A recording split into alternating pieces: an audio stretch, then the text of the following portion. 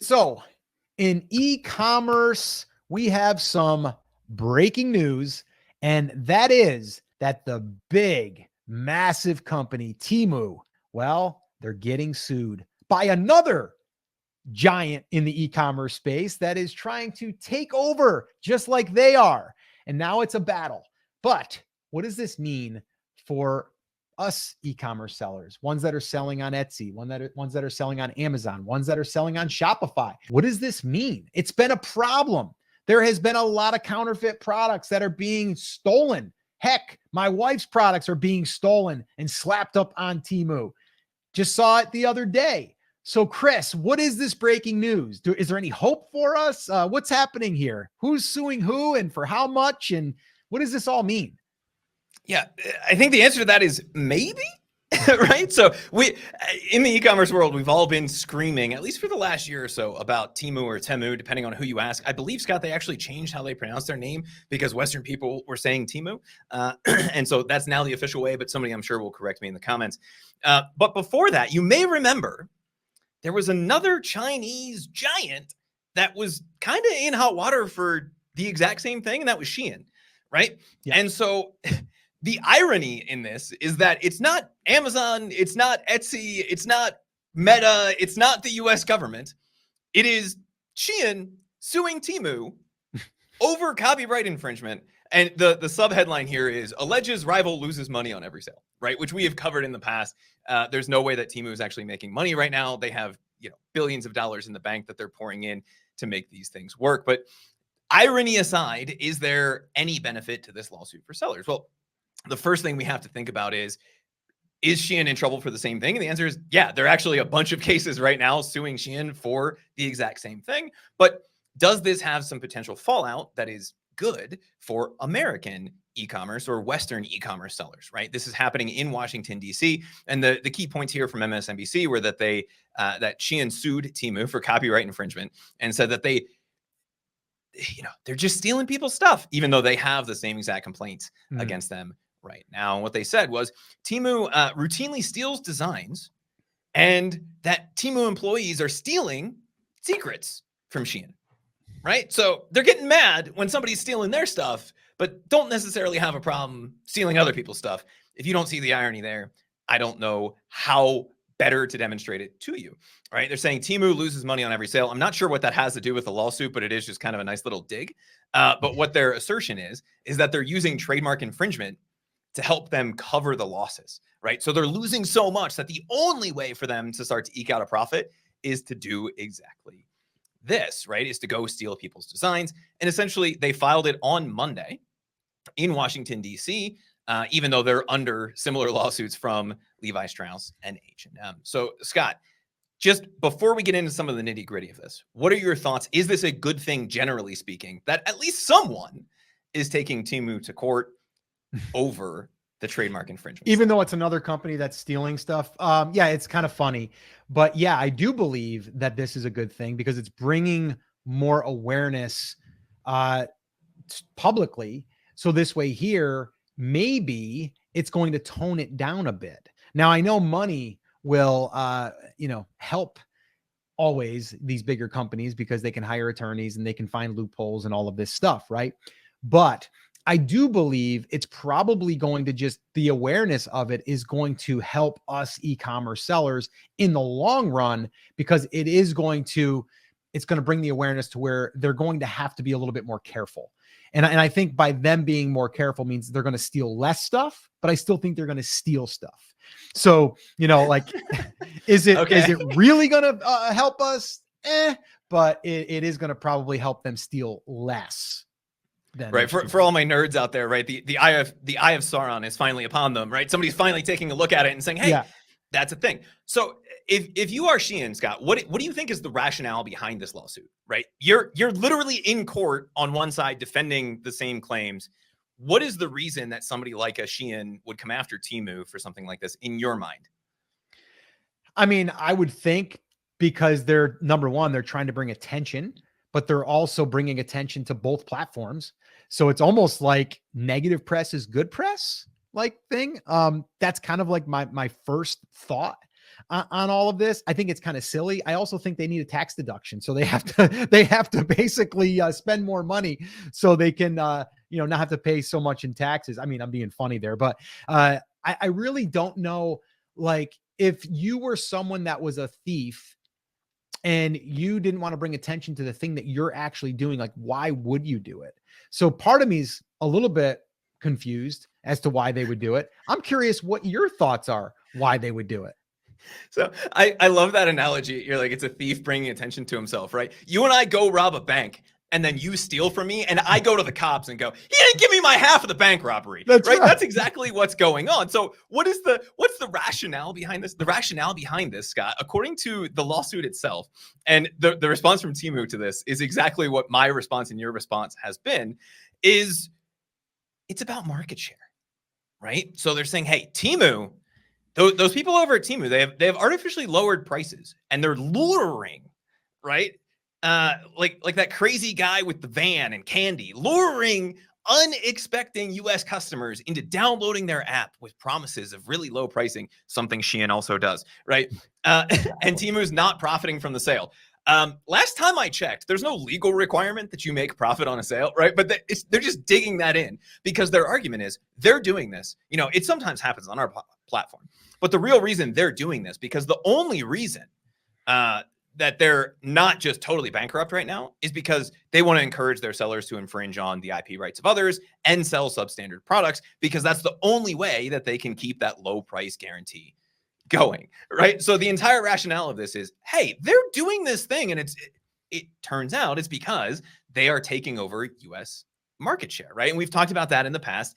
Temu has done a great job on the customer acquisition side of this. They haven't done a great job on the customer retention side of this. And it's why, as of like a year and a half ago, people pretty much stopped talking about Shein, and all of the scary Chinese competitor company talk moved to Temu. And apparently it's hit the Shein bottom line enough that they figured it's better to go to the cops and say, they took my half of the bank robbery, and take their little slap on the wrist, because they're going to win out on the customer side of this long term if they can prevail and get Temu shut down, sanctioned, something like that. I think it's funny, Chris, like, I'm reading that right there. Yeah. In response, a Temu spokesperson said Shein's audacity is unbelievable.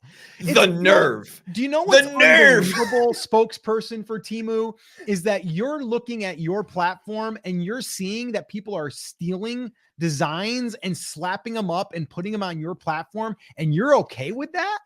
Like, the audacity of you SOB. Like, come on. I mean, seriously. Like, we got Scott dropping three-letter words over here. Yeah, I mean, come on now. And then Shein, buried under its own mountain of IP laws, has the nerve to fabricate accusations. What could your response be, right? So you're the spokesperson for Temu. What else do you say? The ball's on these guys, right? Like, how dare they? How dare they? How dare them? We're doing that too. They got a lot of lawsuits about this. This is our first one, so who knows? Like, they're.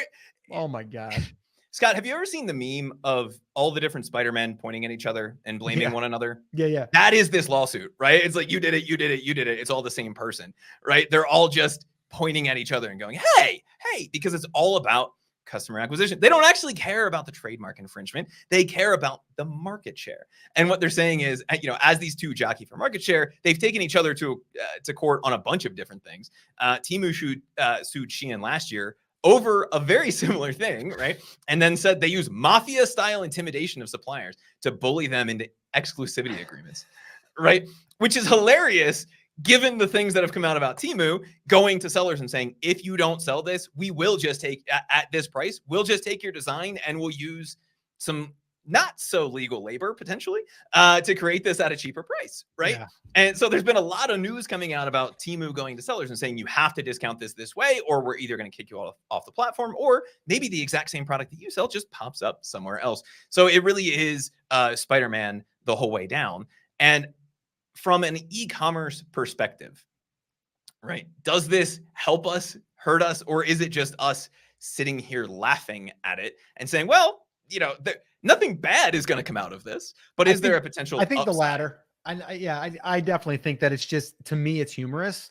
I don't think that it's going to do much for us directly, although I do think them battling it out is going to probably going to also make other people, consumers, probably a little leery.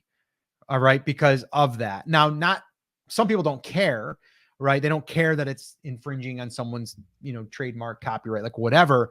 But I do think bringing negative light to it, like people are going to be a little standoffish. I'm curious in the comments, how many of you, and be honest, have you ever purchased anything off of Temu or Shein? Just curious, raise of hands. I personally have not. And I will say my father actually has. It was funny. We went there for Christmas last year and he got a couple of shirts and he threw them at us like, here's a couple gifts. And I'm like, where'd you get these? He's like, Temu. And I'm like, why? And then he's like, oh, it came up on my feed and it was an ad and it was like super cheap and blah, blah. He hasn't really bought much since, but my point is they did get him. He's 80 years old, got him in his rocking chair, reclining, and just surfing. And then they got him with an ad. They got his information. And that's what a lot of people don't realize is that right now, all they're trying to do is get you to put in your information to get you in their database. Like that is their ultimate goal. Am I wrong, Chris?